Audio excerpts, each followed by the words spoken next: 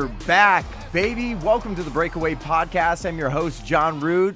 Brian Farnsworth, what's going down? Good to be here this morning, John. Oh, man, it's so good to be back. Hope everybody had a great long weekend. I know normally we go live on Mondays, but we've been switching it up a little bit with the holidays. But we got a lot to talk about. We're going to talk about NFL and a little bit of sports betting with my boy Joe Fann. He was a former team reporter with the San Francisco 49ers of Santa Clara. And the rolls off the tongue, right? Yeah, and the Seattle Seahawks. Now he works for WynnBET. He is a fantastic football mind. He's a great dude. I'm so excited to have him join us. We got to talk about how our brackets are doing after crazy wild card weekend. There's so many blowouts. There was a couple great games, and then there was a couple that were like, man, I hope you didn't take the underdog. Yeah, super wild card weekend was a little less than super in some of the cases. And then, obviously, you probably heard the news of the minority owner for the Golden State Warriors, Chamath Palihapitiya. He's telling you shouldn't care about genocide. That guy's a crazy person. We're going to break that down. Also, well, it's nice that you care, but, he doesn't care. Okay, it's below your line, brother. We're going to break that down. Novak Djokovic. That's what people are calling him now. There's interesting news coming out of the French Open, Nick Saban, the NHL, and so much more. But let's start with the wild card weekend. Well, and actually, John, I put a little something together. Something for the fans, the people at home. So they know, so halfway through the year, you said that you were going to start rooting for the Cardinals. Go Birds! Yeah, because I got to a point where I'm like, I will always be a Falcons fan, but I got to a point where I'm like, all right, I need to root for some other team, somebody who's putting W's up on the scoreboard. A contender.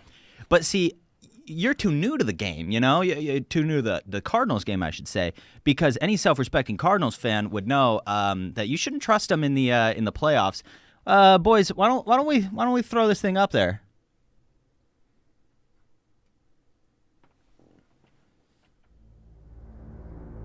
What is this? Chiefs have been non-existent. Joe. My goodness. You could have the Chargers and Raiders kneel it out for an entire football game and tie and go to the playoffs. Still wish that happened. Joe, wake up. My team I am going to root for the remainder of the NFL season, Arizona Cardinals.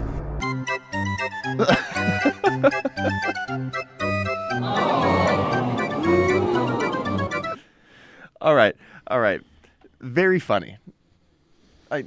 There's some humor in that, but let me push back on this a little bit, Brian Farnsworth. So I have a nice little bracket that I know you and I put together. And sure, I told you I'd be rooting for the team, but I also know where to put my money. I know that Kyler Murray should have stuck with baseball because he plays his best ball during September and October. They collapse. Cliff Kingsbury always collapses too, whether he's at Texas Tech or coaching the Arizona Cardinals. So I think we got my bracket up there. So I got the receipts too, Brian Farnsworth. And you know this here too. Obviously, I filled it out on a Super Bowl Challenge Espanol website, as you can tell. Ronda División de LNFC. But, check that out, the audience here and everybody listening. We're showing you a perfect bracket after Wild Card Weekend. I called Cincy. I called Buffalo, Chiefs. I knew the Rams would beat the Cardinals. Sure, I was rooting for them. I wanted to root for them for you and the rest of my buddies out here in Phoenix, Arizona. But I knew the Niners would win. I knew the Bucs would get it done. And you know what? I think I might just have a perfect bracket the rest of the way through. You could. So you tried to get me there. Sure, I was rooting for him, but I think that speaks for itself. Yeah, you weren't dumb enough to bet on him like me. Yeah, what I love is, we don't need to pull my bracket up. But yes, we do. John and I separately filled out our brackets, but in it. Oh yeah, mine's a little more blue collar, a little less fancy looking than John's, but mine also was perfect going into Monday night. I believed in my Cardinals, which my faith was sorely misplaced. Because, look, you jumped into it. Cliff Kingsbury, I know a lot of people are calling for tempered, emotions right now about the Cardinals.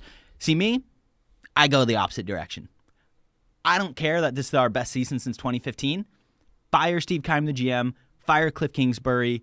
I think it's time to clean house because I think this team has reached their ceiling. Well, look at what J.J. Watt said. I know we were talking about that yesterday, preparing for the show, that I hate when people are trying to say, well, do you think this is a successful season?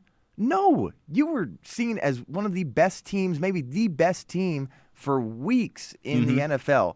And then you get booted in the first round. Not just booted, you guys got manhandled. I know it's a tough thing to see as a fan, but there's no way you go through a game like that and J.J. Watt's going to be like, you know what, we had a few ups and downs, we had some injuries, but we really prevailed and we made it to the playoffs. That's not success. Nope. At all. And if someone's going to call that success, that's not somebody you want on your team. No, the game was, quite frankly, it was embarrassing. Every single player out there should be embarrassed. The first four drives were 3 and outs. And the next 2 drives were worse. It was a pick 6 and an interception. Like, are you kidding me? Like, how do you have your team so unprepared? And actually, there's a tweet in the under Cliff Kingsbury section, boys. If you can find it, basically all it's going to show is the fact of this is what Cliff Kingsbury does. He has been a head coach for 9 straight seasons now, stretching back the last 3 seasons with the Arizona Cardinals and the 6 before that at Texas Tech, his alma mater. And what happens with Cliff Kingsbury is his teams collapse. Now, so yeah, look at this. Yep. In 2013, lost 5 of their last 6 games, and I don't need to read through all of them, but basically just like whenever Cliff Kingsbury is a coach, his teams start out hot, and then over the last 6 to 8 games of their season, they will lose the vast majority of them. And look, his 3 years with the Cardinals, he's had Kyler Murray, who a lot of people, put him as probably a tier 2 quarterback. But at Texas Tech, it's not like he had nobody. His quarterback for at least 3 of those seasons was Patrick Mahomes. That's who was collapsing. Yep. So it's not just it's not just the Cardinals that he's been coaching into a collapse. Patrick Mahomes, who a lot of people consider as the best quarterback in the league right now, in college, he was collapsing under Cliff Kingsbury's leadership. It's just terrible. Well, when you look to the playoffs, too, it's down to coaching. Mm-hmm. And you heard the pregame, you heard the postgame, all these NFL experts and analysts and everybody breaking it down say a lot of this comes down to coaching. How are you going to be able to adapt if your team has injuries or you have people that aren't stepping up like they should? When your team is down, like the Cardinals, late in the season, you don't trust them to come back. You don't trust that you can go into the locker room and adjust your game plan. And I know we're going to bring in Joe Fann from WynnBET in just a few minutes, and he actually had a great take about this too, talking about what the Cardinals did before halftime. Because remember, the Cardinals weren't going to be getting the ball back. No. They lost the coin toss, so they weren't able to defer. They got the ball right away. And before half, you need to get something to get your confidence up again. Yeah. And then let the Rams know that you're still in this game. Yeah. But they just kneeled it out. They just said, we're just waving the white flag. We'll figure it out in the second half. And boys, do we have Joe Fann? And Joe Fann, we have joining the podcast. Joe, what's up, brother? It's been a few years since I've seen you. Congratulations on working with WynnBET. And you're doing a great job over there, but welcome to the Breakaway podcast. I appreciate it, man. It's early out here on the West Coast here, so I'm still waking up. Yeah. I appreciate you guys having me. Dude, you look great, Joe. You look good. You look like you've been up for hours. Yeah, appreciate that. I'm work out it and everything. Attaboy. We were talking about Cliff Kingsbury, and I think you had a great take. We were just mentioning your take about what the Cardinals did before halftime and how they decided to kind of kneel it out, wave the white flag, and give us a little bit more of your take of Cliff Kingsbury and what you think the Cardinals should be doing. Well, I just think it was a comprehensive failure, what you saw on Monday night. It's a division rival, and only one team looked like they had familiarity with the other, and that comes down to coaching. And Sean McVay absolutely whooped Cliff Kingsbury. And, I didn't like how I heard, Josina Anderson reports going into the game that the Cardinals are going into this thinking, if we can run the ball 25 times with our running backs, we'll dominate because we've never lost when that happens, which is a silly train of thought because that's not a causation. It's just a correlation to winning. When you have the lead, when you're protecting a lead, you're running the football. When you're having success running the football, you're controlling the clock, all those things. And then, it's like when you say, like, well, we should just score 45 points because when we score 45 points, we never lose. It's like, yeah, that's what your game plan should be. And then after the game, when he says, some of our players just might not have been ready for playoff football. And it's like, well, you weren't ready for playoff football. Mm-hmm. Your team wasn't. And you're supposed to be this offensive whiz kid. And that's the whole reason why you were able to fail at Texas Tech and then get hired as an NFL head coach, a month later. And your offense was broken and has been broken. I mean, and you can't blame it all on DeAndre Hopkins. Great players get hurt. You just can't fold your season when that happens. And that's what happened. Kyler Murray was no longer a running threat. And, unless the ankle is still not healthy, there's no excuse for that because that's such an element of his game that has to be a part of. It's a big reason why he was an MVP candidate in the early season was because he's this dual threat video game type player that you can't really game plan for because so much of what he does is just so unique and unscripted, sort of Russell Wilson-esque.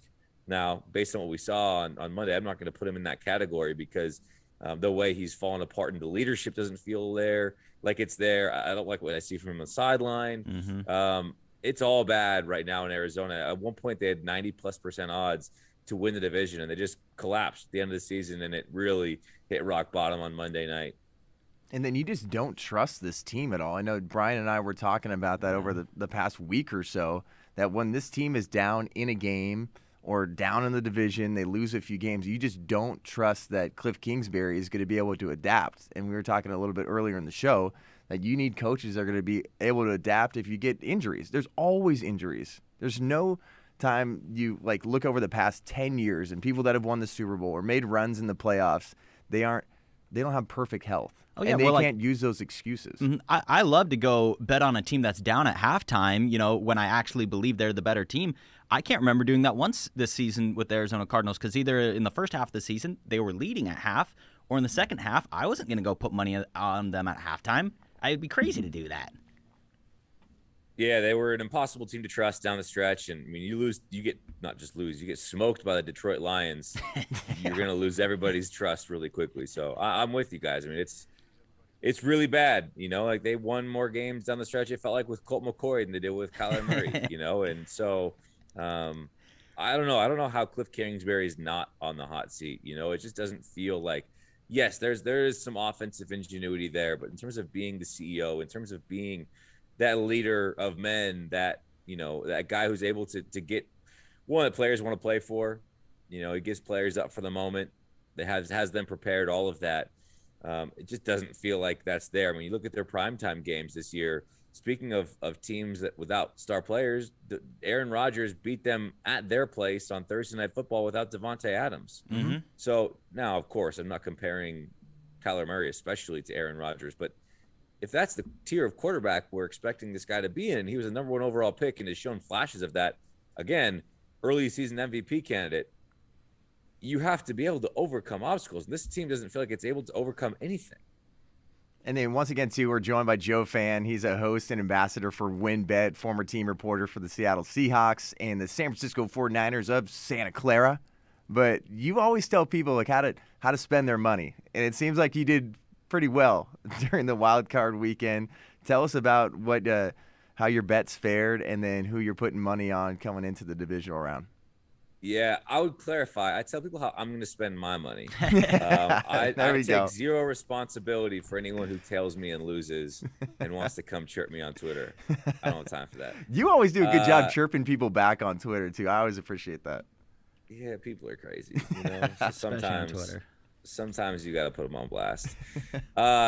Anyways, yeah, I crushed it. And I felt like I had a really bad December, and so I needed it. I went 6-0 against the spread, had a collection of parlays and teasers. Of course, I teased the whole slate. It hit, but you're like, man, it's like triple the value if you just did it all against spread. But can't argue with the winning weekend. It was very, very profitable for me.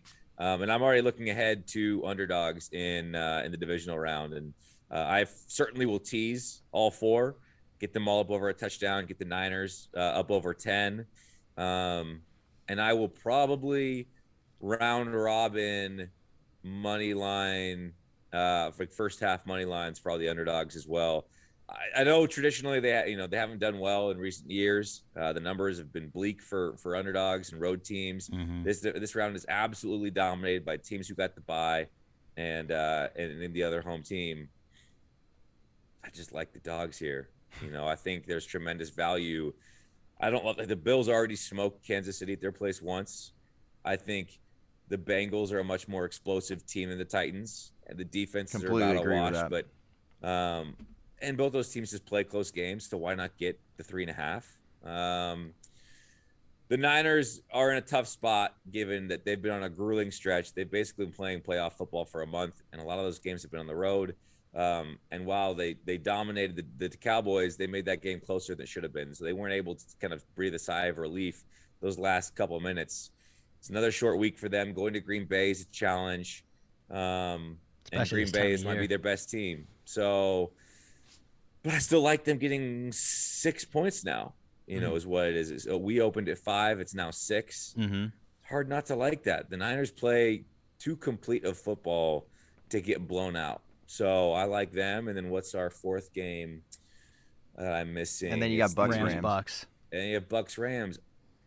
The Bucks are banged up. They're missing a ton of skill players. Mm-hmm. And it's amazing a team can be without so many skill players and still have an alpha like Mike Evans, who I think is continually underappreciated in the NFL. And then Rob Gronkowski looks like vintage Gronk right now. Mm-hmm. And then Gio Bernard, they're resurrecting the career of Gio Bernard in the first round of the playoffs. I just think the Rams are a really good team, at least on par talent-wise. Obviously, the big discrepancy is the quarterback, but they beat him once at full strength in L.A. So going to Tampa, getting 9 points if you tease it. You say the biggest discrepancy is the quarterback. So are you still – because obviously we saw late in the season Matthew Stafford start to struggle a lot, threw quite a few picks. Are you worried at all about Stafford in the playoffs here? Worried? No. Is he the best quarterback in the playoffs? No, but I'm a big Stafford believer. Okay. I think the interceptions are troublesome and inexcusable this late in his career, especially the ones that end up being pick sixes. And you just can't spot your opponent points, especially in the postseason. But he led the league in interceptions and pick sixes during the year. But I think he's really good. Yeah. And when he's on, that offense hums. And he is a huge step forward and ahead of Jared Goff. And, with Matthew Stafford, I at no point has that offense looked broken, where that's what we talk about with the Cardinals offense, where it's just completely out of sorts. Mm-hmm. In LA, they're singularly bad decisions. And you're just remove those. And I know you can't just say, well, just remove those and you're great. But it is easier for me when I feel like I've seen a lot of great football from Matthew Stafford to say I believe in him playing a turnover-free game and leading a team in the playoffs over whoever, because every game you're seeing an offense that puts up points. You're just seeing moments of just what the heck was that? So, yeah, I do believe in Matthew Stafford. As much as Tom Brady, no, but, I do think this Rams team is very dangerous. Yeah, and that anybody believes that Jared Goff could do what Matt Stafford just did this last game is out of their freaking mind and probably in your mentions, Joe. I don't know. He did it to the Cardinals already once this season, so yeah. Both Goff and Stafford had their way with them. Dude, but with the Rams, what OBJ needed? A little Hollywood. I mean, he looks like he's just totally revitalized. He looks like he's vintage. You talk about vintage Gronk. We got vintage OBJ back, and it looks like he has just got a spring in his step, and looks like one of the top receivers in the playoffs right now. He's dangerous. Yeah, and it's the league's more fun when OBJ is healthy and playing good football. It's crazy to think 3-4 years ago, this was the most marketable dude in the entire NFL outside of Tom Brady. And then we just didn't hear from him in Cleveland. And part of it was health. And part of it was just never being able to get on the same page as Baker Mayfield. and yet he's back now, and it's a great spot for him. And the timing ended up being perfect because Robert Woods got hurt right when he got there, so they needed him, and I think Van Jefferson's a really nice player, but he's not Odell Beckham. And so will we ever see the all-pro 1,400 yards, 12 touchdowns ever again? I don't know, maybe not, but this is certainly serviceable, more than. And so hopefully he's making himself some money, and Odell is back on the rise. Love it. And then a few more questions before we let you go. I know it's early. You got to get a workout in, maybe a little nap before you get going with the day. We appreciate you getting up again, Joe. But there's a little Harbaugh talk. They're talking about him maybe going back to the NFL. People have mentioned the Raiders. Where do you think he's going to go? Do you think he's actually going to go to the NFL and leave Michigan? I don't know. Maybe. I just feel like you haven't heard a lot about it. It feels like that kind of story came out and there were some rumblings, but then it's been quiet since, which maybe is how he wants it, because he doesn't want Michigan to know he's going on this kind of whole series of interviews. Although how many secrets are kept in sports these days? I don't know. Miami or the Raiders sort of makes sense. Mm-hmm. I probably would put it at a coin flip. To me, there's so much stuff that gets thrown out there that, we talked about Urban Meyer going to the NFL for, gosh, it felt like 4 or 5 years before it actually happened. So this is like the year before the year.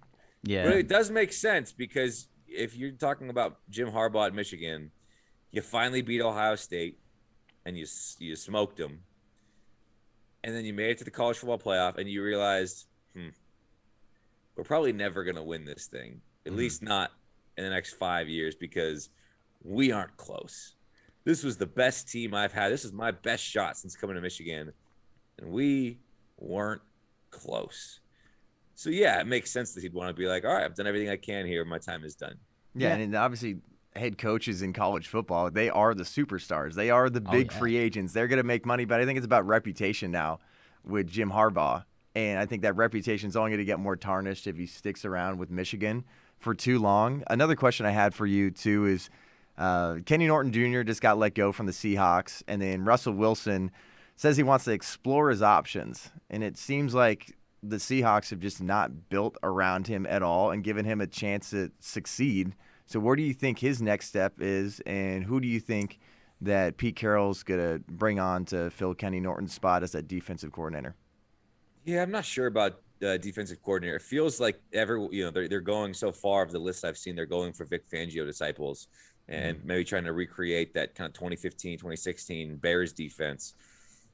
As far as Russell Wilson goes, I don't know, man. I could see anything happening. I think there are a lot of barriers to trading him in terms of dead cap space, in terms of getting back dollar for dollar the value that you need to get from him, whether it's 3 first-round picks, a play, or a second round or whatever.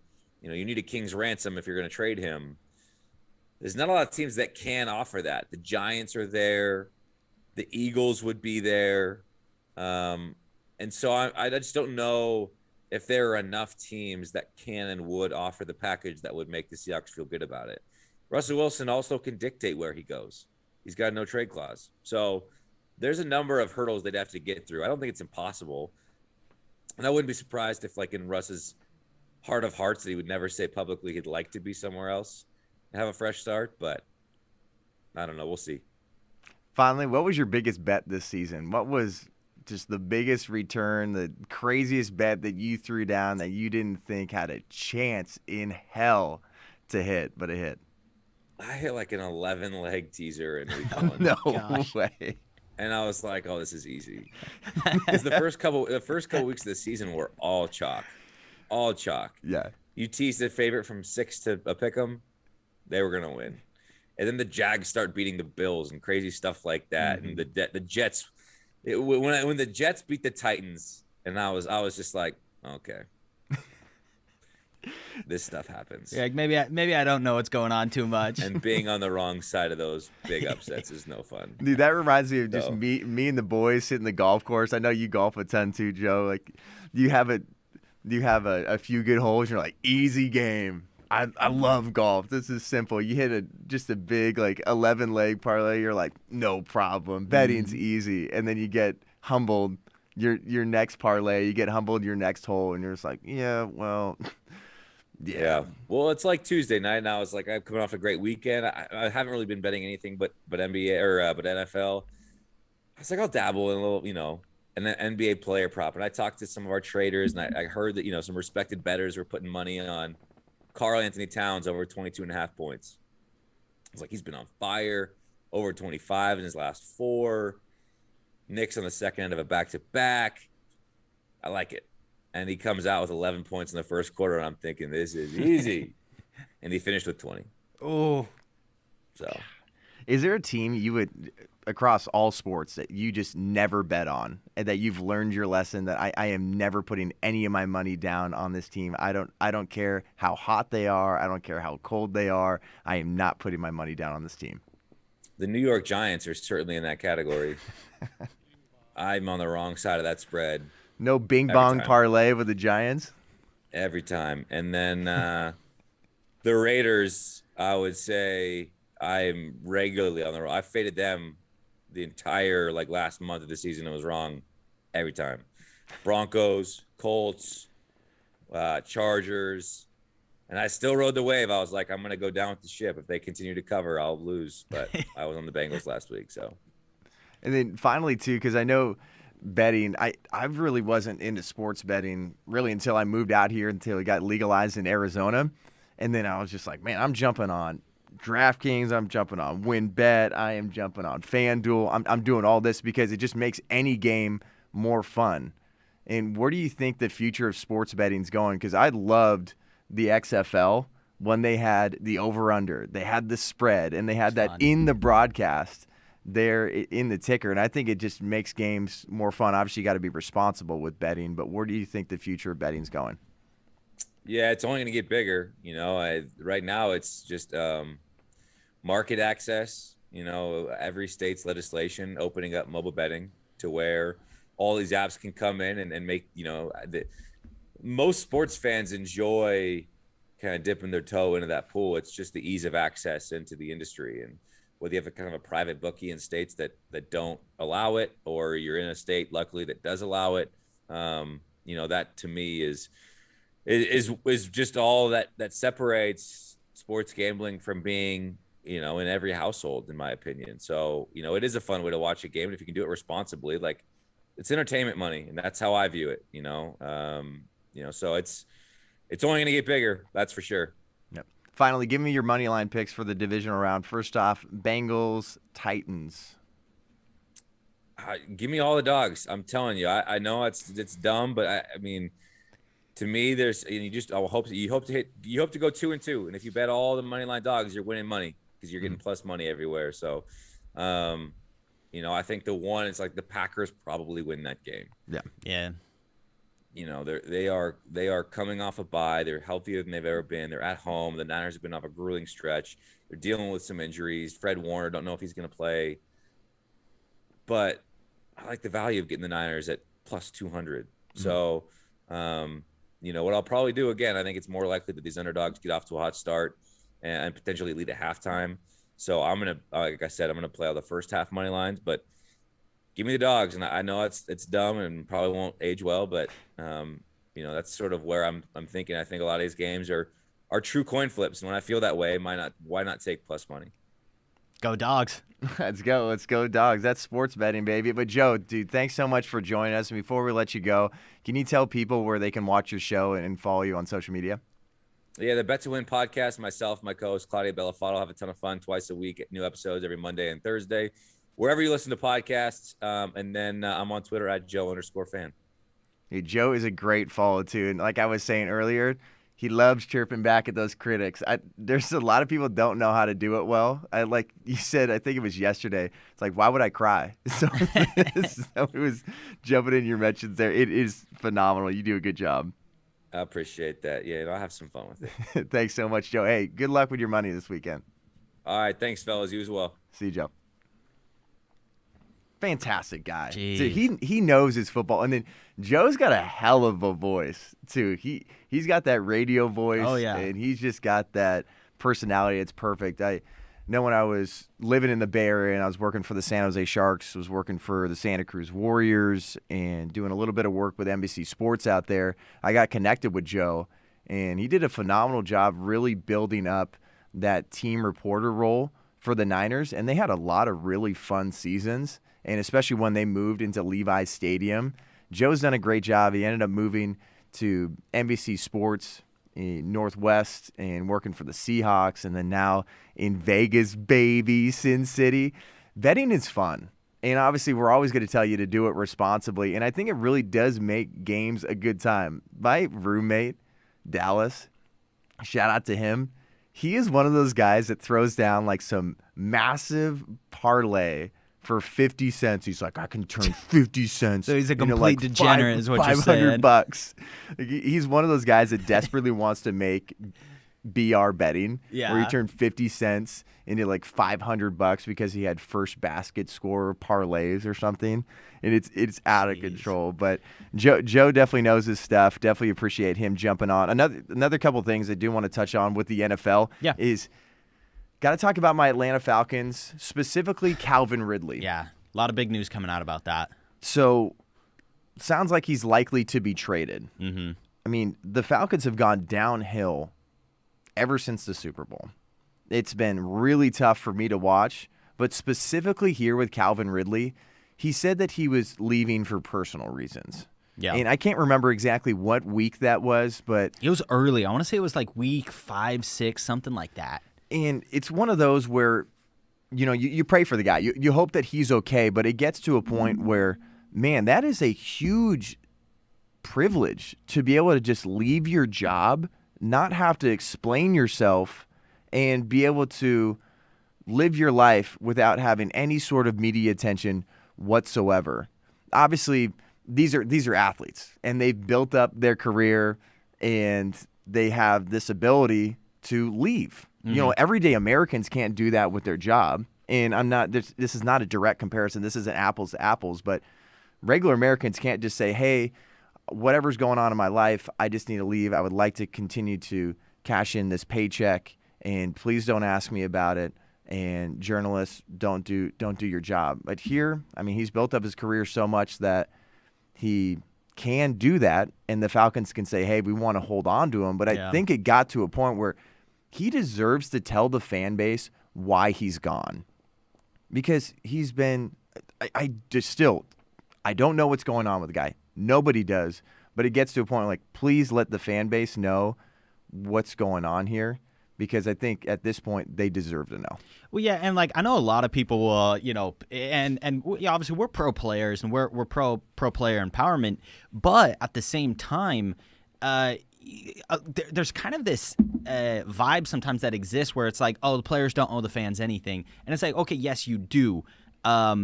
These teams, this level of entertainment only exists because fans pour their money into it. That's why, like, as a Cardinals fan, as a Suns fan, I feel like, as a fan base, you get a say in what's going on because it's your dollars that are buying tickets, your dollars that are buying merchandise. And so there's a lot of people out there you're paying his salary who bought Ridley jerseys. And so to that, like, I am all about, hey, Calvin Ridley, get your mind right, get your head right. We want the best for you. Like I said, pray for you. But okay, yeah, he left after week 7. It's been a while.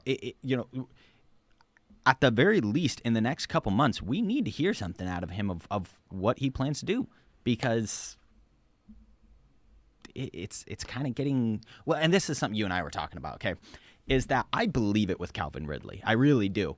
But then you get guys like Ben Simmons, who he's away from the team, and he's kind of using the same mental health stuff as an excuse to not be with the team while he demands a trade.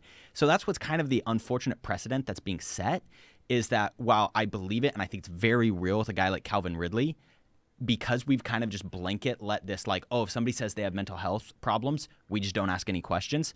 Well, now Ben Simmons is taking advantage of it, and he's just avoiding the team because he wants to be gone. Like, I don't know. I don't like the precedent that's being set. Yeah, me too. And I think there's this idea of like, sure, you want people to be healthy, you want them to be in a good mental state, but it's 100% tell us what's going on. If you want to demand a trade, that's what at least with Ben Simmons has said, I want to leave Philadelphia. Yeah. I want out of here. And he's been open and honest about that. He's also been open and honest that he sucks from the three-point line, which is good. But this reminds me of Naomi Osaka, the women's tennis player that made a huge deal about mental health. Mm-hmm.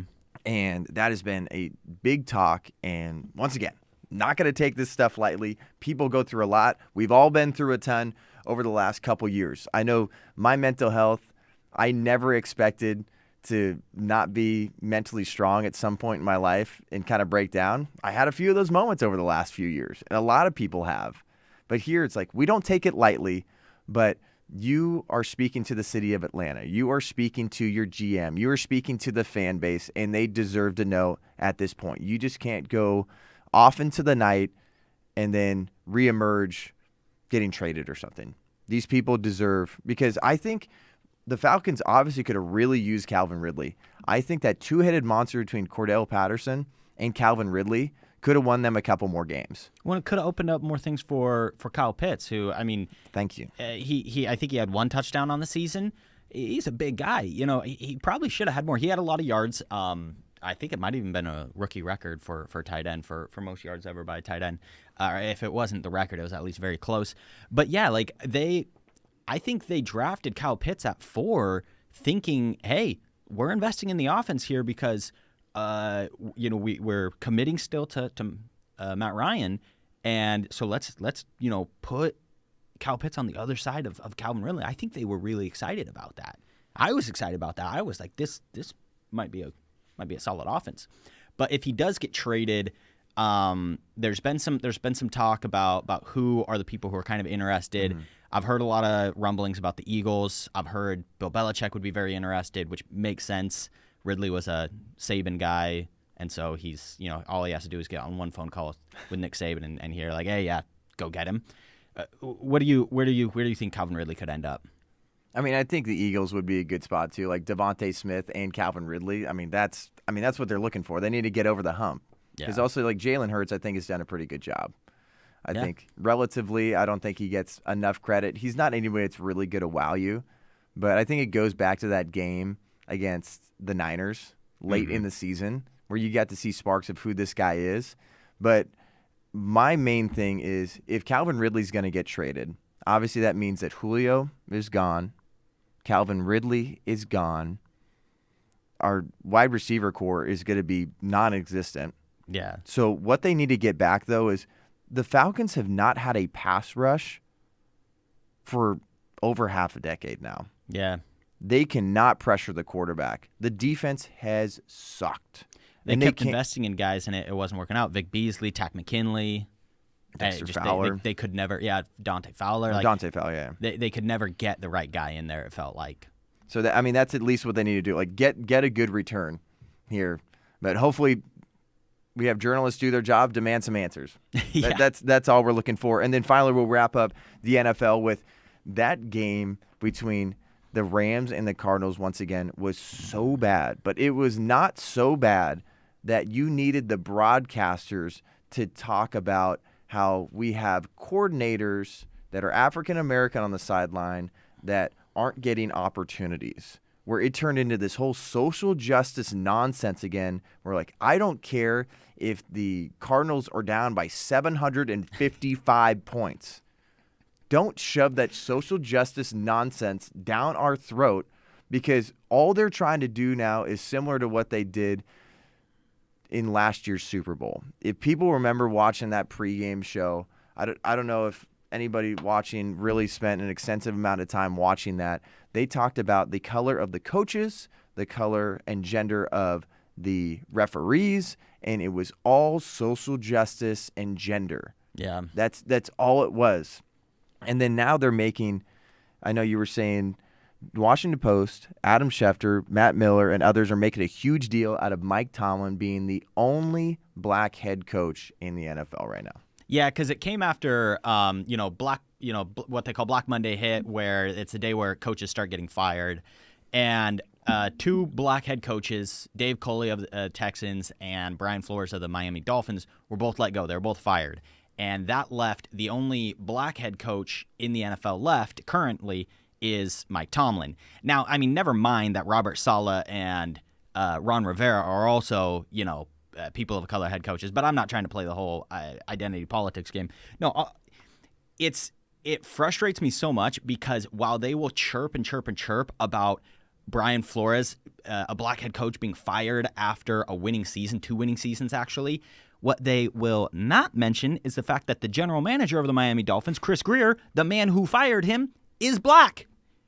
So, are you stupid, Adam Schefter? No, I know you're not dumb. You're at the top of the game, but you're just so blinded by these identity woke politics. Well, know what they do though is they set up this specific narrative. Yeah. Right now it's kind of. I'm going to do a comparison right after I say this to what's going on with Stephen A. Smith. Is they set up this narrative that's saying black head coaches aren't getting the opportunities that they should. And then they're going to make a whole scene about it. And then when people like Byron Leftwich, Eric Bieniemy, and Brian Flores end up getting jobs, they can be like, yes, because we talked about it so much. And we put pressure on those GMs and those presidents and those owners. Thankfully, for our voices, we made a difference. They are setting up this narrative, but this is already in play. Don't fall for this BS. Yeah, I mean, Byron Leftwich and Eric Bieniemy have paid their dues. Byron Leftwich is the offensive coordinator for the Buccaneers. He's been with Bruce Arians since back in the technically he's been with Bruce Arians since he was a player at the Pittsburgh Steelers, but he was also coaching when BA was here with the Cardinals. And then Eric Bieniemy has been the offensive coordinator for the Chiefs. I mean, these are guys that are on very successful teams. They've earned their stripes. When they get head coaching positions this offseason, it's because they earned it, not because of a woke narrative. They're not getting these jobs because they're black. They're getting these jobs because they are some of the best coordinators in the NFL. And so, yeah, no, it's so frustrating that exactly you're 100% right. They set up this narrative to make it seem like, oh, we're causing change. No. And at least give me an argument that's got some teeth to it. If you wanted to come out to me and say, hey, I really believe these head coaches that get a job for 1 year and we think the team always knew they were only going to have this head coach for 1 year and fire them. Think Arizona Cardinals when they had Steve Wilkes. Yep. Or think Dave Coley here with the Texans. If you're trying to pitch to me, hey, we think these teams are hiring a black head coach because they know that they're only going to have them for a year and fire them anyways, I still wouldn't believe it, but at least give me an argument that's got some teeth to it, Give me an argument that's hey, we're kind of seeing this thing of the 1 year guys recently all happen to be black, so maybe they're doing it to try and get some positive press, and then oh yeah, no, we hire coaches of minorities, whatnot. But no, I just don't buy into any of this going on right now. And then I think it is so demeaning to not only that coach that ends up getting hired, but that the team gets rewarded for hiring that coach, where you get compensated with draft picks and other incentives. Or this is not about diversity and inclusion and equality. I could not imagine working your way through Eric Bieniemy, finally getting a head coaching job and thinking that team could have hired you a little bit because they wanted to kick back with draft picks or some sort of financial compensation. No, I want to get hired because I am the best person for the job. Sports are a meritocracy. The best person gets the job. Sometimes with head coaching, it's a little bit wishy-washy, and then you're going to test things out, obviously. Sometimes Mike McCarthy gets jobs again. Exactly. So, and obviously sometimes those things don't make sense, and people get second chances and they get third chances. Yeah. And obviously that's why as fans and us as analysts, we're going to tell you this doesn't make sense, put pressure on it. But to tell somebody just because the color of their skin that is a reason they might have gotten this job, that's not helping anything. That's not progress at all. Or to tell the public that they got let go, that they got fired because of the color of their skin. I kind of skipped over it. I do want to make the point for anybody listening. Look, Brian Flores, he got let go not because he wasn't winning games or not because he was black. He got let go because the Miami Dolphins ownership and the general manager, Chris Greer, they are all in on Tua Tagovailoa. They believe in him as the future quarterback of the Miami Dolphins. Brian Flores was not sold on Tua. That's why we heard last offseason, we heard all the narrative of Deshaun Watson maybe to Miami. Flores was not, he wasn't 100% in on him. So when your head coach is not 100% in on the quarterback that you as a franchise want, that coach is going to get fired, or I don't know what else to tell you. And then look at right away, too, that Chicago Bears said that they were going to start looking at Flores. Bingo. He's a good coach. Once again, it's all a narrative, and then these guys are going to get hired. They're going to get shots at head coaching jobs, and then you have people at ESPN like Adam Schefter and the rest of that woke mob over there. It's going to tell you, luckily we used our voices and we made a difference. But another thing with ESPN, too, is this took over the news ever since Monday. Yeah. Chamath Palihapitiya, that is the minority owner for the Golden State Warriors, owns about a 10% stake. He's a Silicon Valley billionaire.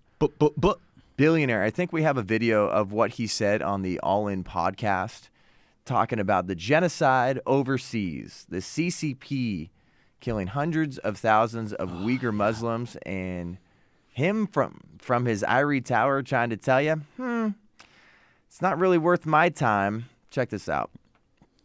Nobody cares about. Let's be honest. Nobody cares about what's happening to the Uyghurs. Okay, you bring it up because you really care, and I think that's nice that you care. The rest of us don't care. I'm just telling you a very hard. Wait, you're saying you personally don't care? I'm telling you a very hard, ugly truth. Okay, of all the things that I care about, yes, it is below my line. Okay, of all the things that I care about, it is below my line. Disappointing. It's disgusting. It's 100% disgusting. It's below my line. And then the reason I bring up ESPN is not one person. I know Clay Travis tweeted this out and Outkick the coverage. Once again, they do a great job over there. It's one of the only places, too, that talks about the right side of the argument here, because no one at ESPN brought this up at all. No one. Not a soul. We're going to get into the Nick Saban conversation, too, about what they're pushing a little bit. Sure, they put that to the top of their headlines. Stupid. But here, this is Chamath right now. He's 100% elitist. And when he's saying that nobody cares about genocide, you talk about a sense of privilege. You could go to the top of his Twitter, go to that pinned tweet, and he's talking about all the organizations and causes that he supports. I'm going to pull this up right now.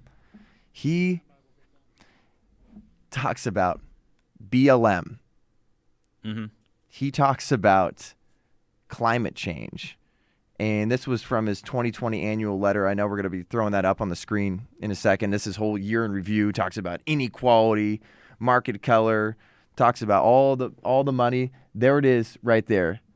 Third one down, third bullet for everybody watching and then everybody listening. That says inequality, climate change, BLM.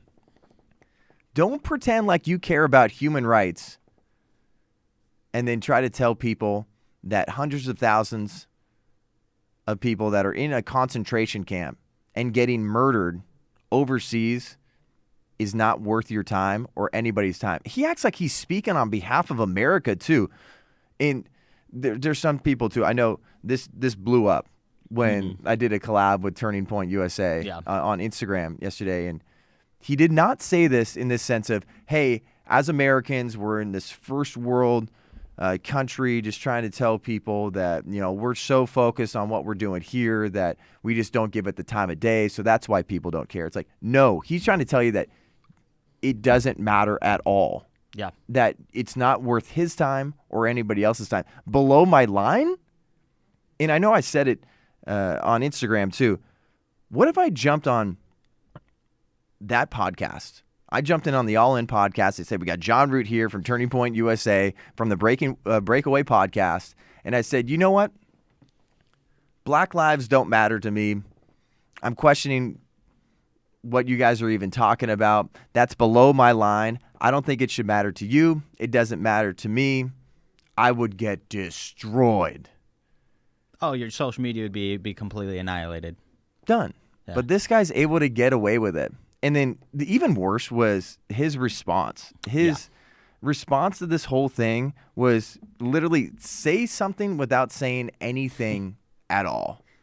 What he said here is, in re-listening to this week's podcast, I recognize that I came across as lacking empathy. You think, Chamath? You think so? I acknowledge that entirely. As a refugee, that's where he gets to. It's just like, for me, from a victimhood standpoint or this person of color standpoint, this is the way he breaks it down. As a refugee, my family fled a country with its own set of human rights issues, so that this is something that is very much a part of my lived experience. So yeah, he knows all about this. Spend a day in the concentration camps out there with the Uyghurs and tell me that you understand what's going on. To be clear, my belief is that human rights matter, whether in China, the United States, or elsewhere. Full stop. He did not say, hey, I'm going to donate to this cause to try to end this, or I'm going to try to educate myself. We had Enes Kanter Freedom on this show, and when he had someone confront him about what's going on with the Uyghur Muslims, he said, you know what?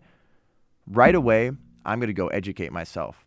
I'm going to figure out what's going on here and then use my platform for good. This guy is hoping that this empty apology, which is not even an apology whatsoever, that's going to be swept under the rug and you can just move forward. Yeah, what I dislike most about what Chamath said was how he ended up trying to equate, like, the reason why he says I don't care is because he's trying to say that there's bigger problems here in America. He came out and he whether this was after the fact or later on in the interview, I'm not exactly sure, but he said, the reason I think it's a luxury belief, belief being, that caring about the Uyghurs, I guess, reason why it's a luxury belief is we don't do enough domestically to actually express that view in real, tangible ways. So until we actually clean up our own house, the idea that we step outside of our borders with us sort of morally virtue signaling about somebody else's human rights track record is deplorable. What? So you are trying to say that anything that happens in America is on the same level, is on par with what's going on in the Uyghurs, that we can't say that that's morally reprehensible because apparently what's happening in America is deplorable? No. I mean, it always comes back to this absolute lie that America is systemically racist, which it's not, and saying that we have this, massive track record for human rights violations. You know what? There was a time in America where there were major human rights violations happening. That is a reality, but it is not today. This is the freest country on the planet, and it is actually the most tolerant country on the planet. No, there's a reason why you and your family left Sri Lanka to go to Canada, and then you came down to America. There's a reason why you're able to become a billionaire here, because it's possible for anybody to become a billionaire, to make it in America. So it just lose me with the crap of saying that we need to clean up our own house. Goodness gracious. Well, it just goes to show that the NBA is in bed with China. Oh, yeah. And people are, like, this guy here is bending over backwards to protect China. Why? Ask yourself why. Ask yourself why this administration that's in power right now is bending over backwards too. China's not been held accountable. And the way that Laura Ingraham broke this down, too, was saying, what a freaking world that we live in, that Georgia cannot have the MLB All-Star game, but the CCP can get the Olympics. Yeah. I was happy to see. Why is China being protected? I think you know the answer. I think you know the answer, too. Like, even look at that shirt. Oh, yeah. LeBron CCP T-shirt there. They have way too much power and way too much influence, and the NBA is protecting them. The owners, like Chamath, are protecting them. Our administration right now is protecting the CCP. We need to talk about this stuff. It's uncomfortable.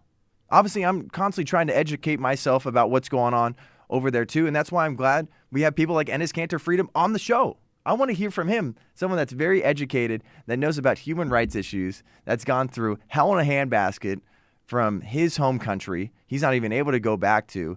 And let's talk about why this needs to be a topic of conversation. It's wildly uncomfortable, but wouldn't you rather have just a short period of discomfort than have this long, prolonged period of discomfort and turning a blind eye to real human rights? Because real human rights are going on overseas. Those are atrocities that are happening, and there's no way the CCP shouldn't be held accountable, and there's no way that they deserve the right to have the Olympics. Yeah, I mean, we have to continue to be honest with the fact of China is not a rival. China is not a competitor to the United States. China is an enemy of the United States. Yep. And so no matter what Mark Milley says. 100%.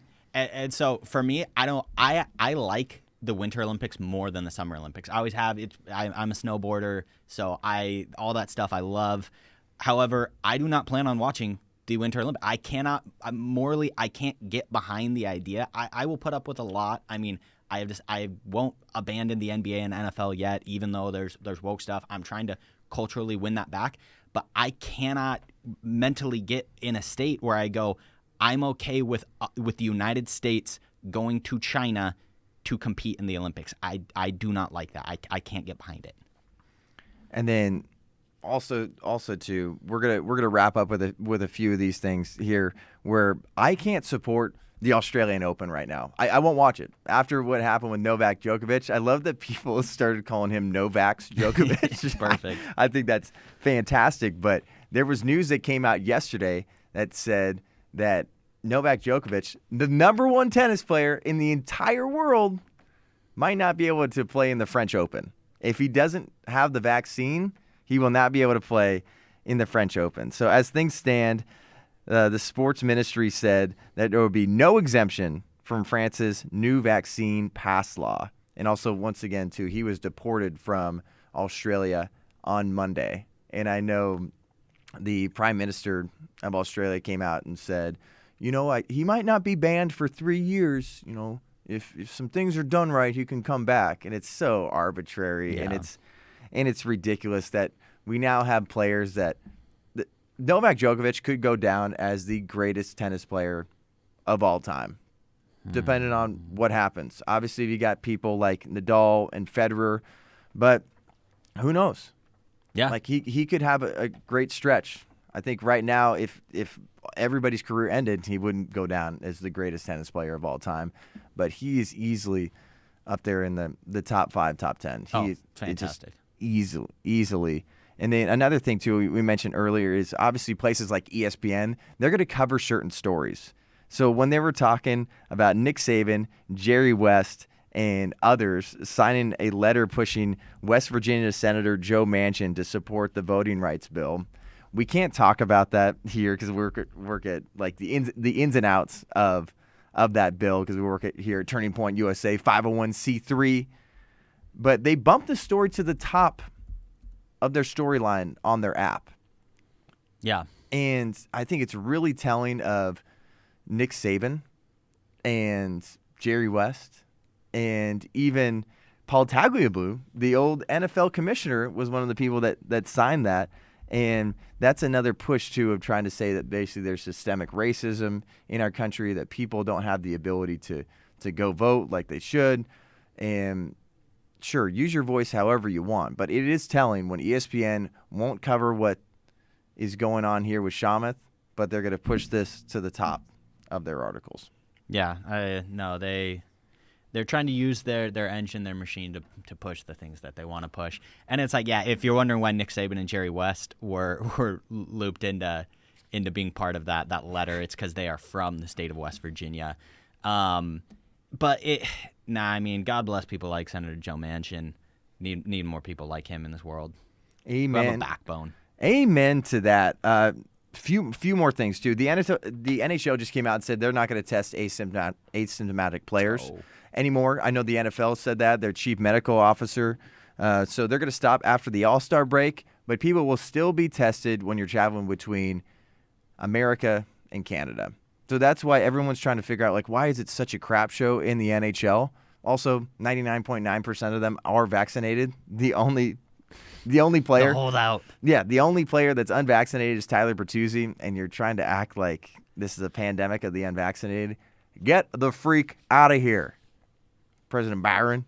No chance. But there is obviously Canada has some insane restrictions, so that is just what they're gonna have to do, I guess. And then there was this story that came out. Lucia Harris. I don't know if you've ever heard of her. Never, not until you put her in the notes. So Lucia Harris was the first and only woman to officially be drafted by an NBA team. She was drafted by the NBA's New Orleans Jazz in 1977. And she actually died yesterday, her family announced. And that's her right there. And then she's actually a part of the Naismith and Women's Basketball Hall of Fame. And she died unexpectedly yesterday. And I didn't know about her at all.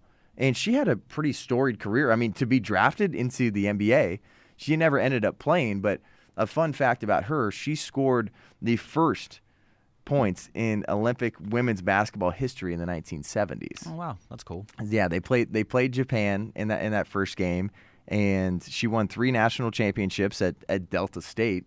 And people like this, it sounds like she had a heart of gold, and she was really a trailblazer for women's basketball. And I know there's times where we crap on the support that the WNBA gets, but there are incredible people that trailblaze a path for the WNBA to even be a possibility, because those athletes there are incredible. You got people like Diana Taurasi, one of the greatest women's basketball players we'll ever see. Sue Bird, another incredible athlete. And then that's what I love about this show. We can put politics aside and just talk about athleticism and talk about a sports career and what they've done on the court, on the field, whatever it may be. And someone like her, it was great to hear more about that story and read up about it yesterday. The real question is, though, could she dunk? Oh, could she dunk? I don't think she could dunk. I didn't hear anything about that. Lisa Leslie, I don't think she's got that in her at all. Final thing before we let you guys go, this has been a fantastic little podcast. Once again, huge shout out to Joe Fann joining us. Huge shout out to all y'all listening right now. Final thing for you. I posted this on my story at @JohnnyRoot_. If you want to fold up. What's more exciting, college basketball or college football? Because yesterday Duke went down, and I love to see it because I'm a North Carolina basketball fan. We won't talk about North Carolina's non-existent ranking or their record right now, but I love seeing Duke lose. So before you give me your answer for what's more exciting, Florida State, get this, is 13-0 in overtime since 2016. The next closest team to be close to that perfect record in overtime is Maryland at 3-0. Also, Duke has lost 4 straight overtime games. Wow. And it was an exciting game. Came down to the wire. Florida State beat Duke in overtime. I think Duke right now is number 5 in the nation. They're 5 or 6. But with March Madness and everything, I'm more in the boat. It's not leaps and bounds more exciting than college football, but I would say college basketball is more exciting. So I'll add a little nuance to it. Okay. I believe that college football is more exciting until you get to March Madness. There is nothing more electric in the world of sports than March Madness. Nothing compares to it. It's the best.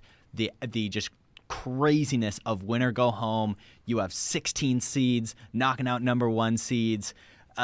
March Madness is the best month of sports that exists. It just 100%. Is. And so I like college football more than a regular season, rivalry of college football. I would always turn on over a regular season college basketball game.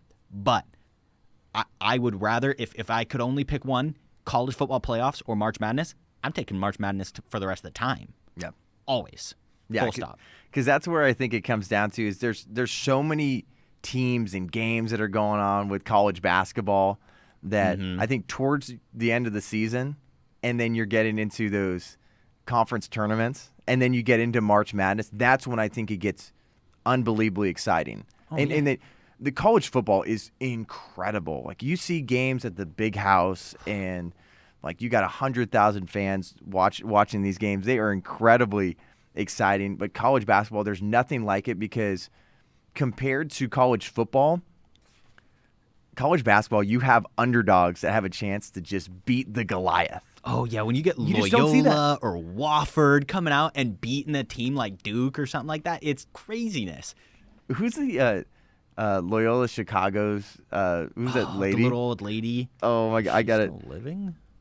I hope so. I wonder if she's made it through COVID. Yeah, I got to look that up before. Sister Jean. Sister Jean. Yeah, that's her name. What Sister Jean. Thanks to the boys in the back. If college football had a Sister Jean, then I would be like, yeah, it's more legit. I wonder who the closest comparison in college football is to Sister Jean. Maybe the Georgia Bulldog.